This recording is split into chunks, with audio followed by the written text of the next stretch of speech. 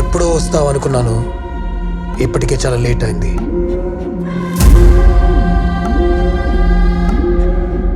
ఈ మారణ హోమంలో పారిన రక్తమంతా ఒక ఆడదాని నవ్వు గురించి అంటే నాకు ఆశ్చర్యంగా లేదు, అసహ్యంగా ఉంది.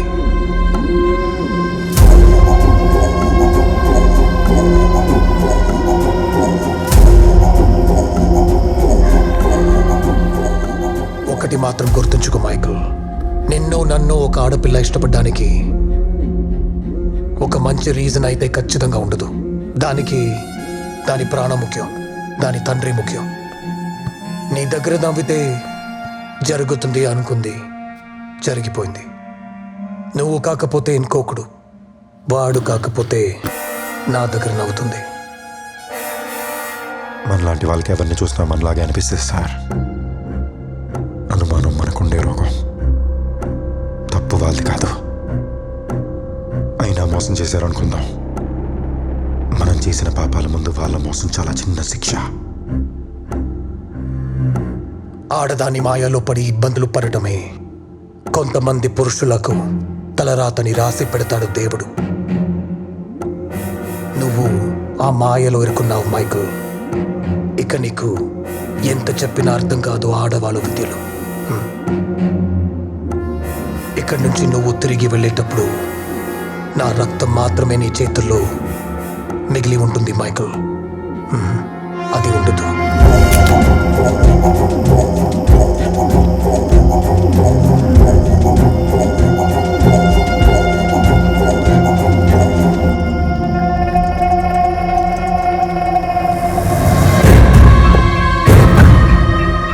మీకు మేమెవరూ ద్రోహం చేయలేదు సార్. మీరు కానీ పెంచి పెద్ద చేసిన మీ రక్తం, మీ రక్తానికి మీరంటే గౌరవం లేదు. మీకు మీ రక్తం మీద నమ్మకం లేదు.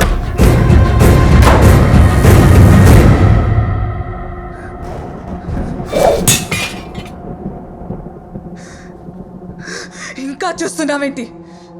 చంపై వీడిని. వీడి నరాలు తెగిచిందే నెత్తురు నా కాళ్ళ మీద పడాలి. నా కడుపు మంట చల్లారాలి. చారు,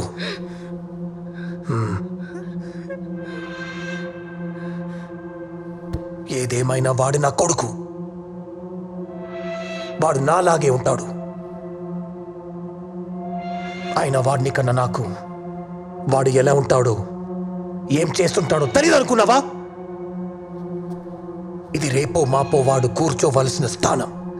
ఈ స్థానం ఇది నేనిస్తే ఏంటి, వాడు తీసుకుంటే ఏంటి?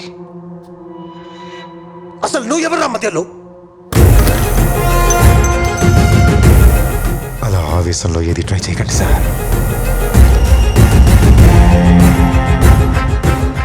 నేను కొత్తగా కోల్పోయే సంతోషం, మీరు నాకు కలిగించే బాధ రెండు లేవు.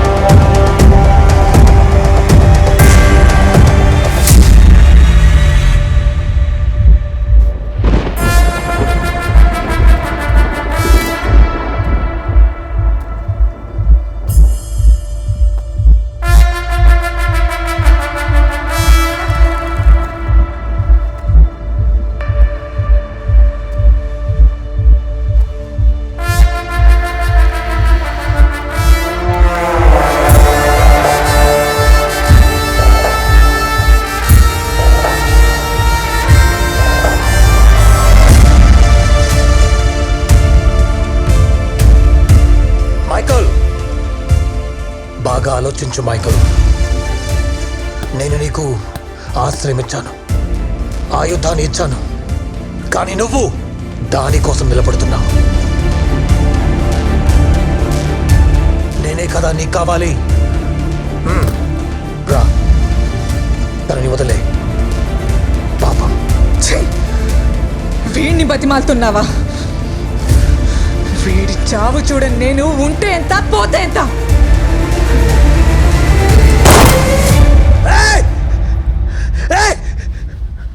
పాపమే సార్, రక్తంతో కడగాల్సిన పాపం.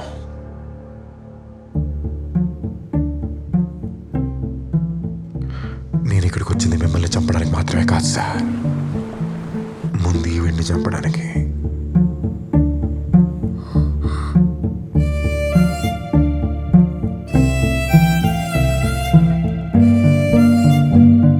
నువ్వు నా సొంత కొడుకు లాంటి వాడివి అనుకున్నాను రా ద్రోహి. సొంత కొడుకు లాగే కదా సార్ అనుకున్నారు. అవును సార్, ఒక అమ్మాయి కోసం ఇదంతా చేశా. అమ్మాయి కోసం కాకపోతే ఎందుకు సార్ ఒక మనిషి బతకాలి? ఎందుకు 20 ఏళ్ళు కాసుకొని ఎదురు చూసుకుంటూ ఇవాళ మిమ్మల్ని చంపడానికి మీ ముందుకొచ్చి నిలబడాలి? అమ్మాయి కోసమే సార్, కానీ మీరు అనుకునే అమ్మాయి కాదు, మీరు మోసం చేసిన అమ్మాయి.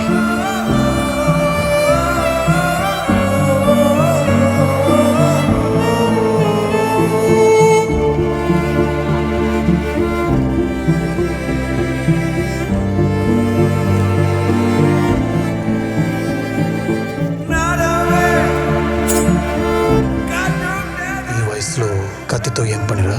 మా నాన్నను చంపడానికి.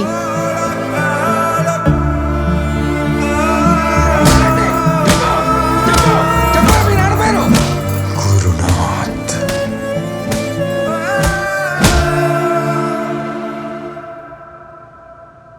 అంటే నువ్వు ఆ జెనిఫర్ కొడుకువా?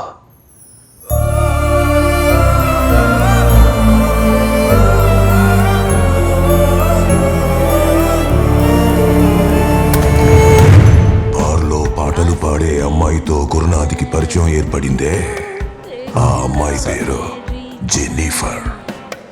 ఆ అమ్మాయి ఎవరు? ఆ అమ్మాయి కొత్తగా జాయిన్ అయిన సింగర్ సార్. పాటలు బాగా పాడుతుంది, వైలిన్ కూడా బాగా ప్లే చేస్తుంది. ఈ అమ్మాయి వచ్చాకే మన బార్ బాగా పాపులర్ అయింది సార్. జెన్నిఫర్ గురునాథ్కి బాగా దగ్గరైంది. అతనికి పెళ్ళయిన విషయం కూడా దాచి జెన్నిఫర్తో తిరగడం మొదలుపెట్టాడు. జెన్నిఫర్ గురునాథ్ని పూర్తిగా నమ్మింది.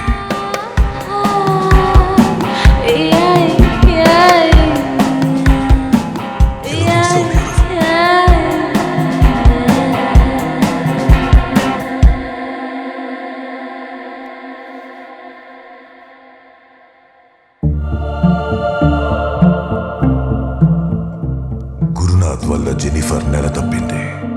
ఆ తర్వాత గురునాథ్కి పెళ్ళైన విషయం జెన్నిఫర్కి, జెన్నిఫర్ ప్రెగ్నెంట్ అయిన విషయం చారులతకి తెలిసింది.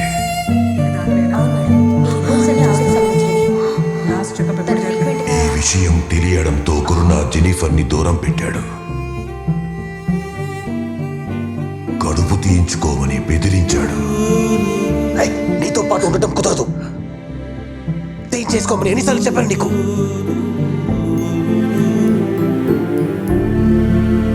నువ్వు నాతో కలవక ముందు ఆలోచించాల్సింది. ద్రోహం చేసి ఇప్పుడు వచ్చి మంచి వాళ్ళ నటించడం వల్ల ఉపయోగం లేదు. కొట్టేదంటే చేస్తావు.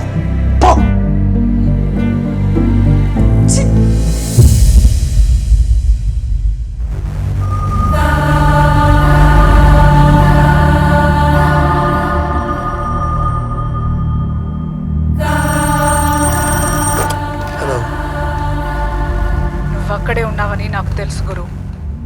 వెంటనే అక్కడి నుంచి బయటికి రా, లేదంటే దాంతో పాటు నువ్వు కూడా తగలబడిపోతావు. వచ్చే గురు, నీ గురించి నాకు బాగా తెలుసు. నేను అదో ఎవరు కావాలో తెలుసుకో. వెంటనే బయటికి రా.